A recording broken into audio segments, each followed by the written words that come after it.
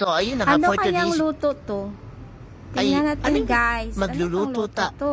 Ano yung nila... Tingnan Bakit natin ganyan? ang Ali? nagluluto, Diyos ko, ano guys, yung nilagay oh. dun sa... Ano ba yan? Flour? Tapos, May ba't may buhok. buhok? Tapos, ayan, ipiprito May niya. buhok pa, Ano pa guys. naman itong niluluto? Ano kayang lasa to? Ang sagwa ng itsura. Uy, ate, Ano ba yan? yan? Sabayan natin, guys. Bakit ganyan yung... Diyos ko, ano ba ito pinaduluto ni ate?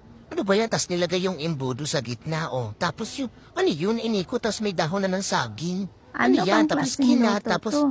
Ayan, okay. Tapos kinat na ni ate kung ano man yan, na kinakat niya. Diyos ko, hindi ko Ay, nako, Tapos, guys. okay, ilulubog Ano bang luto sa tong ni- tubig. Okay, ilalagay niya yata yun para makita ng... Diyos ko, ano ba yung niluluto mo, ate? Edible pa talaga yan? Tapos, ayan na, tapos nilagay dun sa parang dikdikan. Ayan, tapos, yan, dinikdik ni ate. Sige, dikdik mo pa, ate. Go, go, go, go. Ayan. Durog na durog. Tapos, ayan, ano yun? Palagi sa shape. Para may shape. O, sige, ilagay natin. Laban natin yan, ha?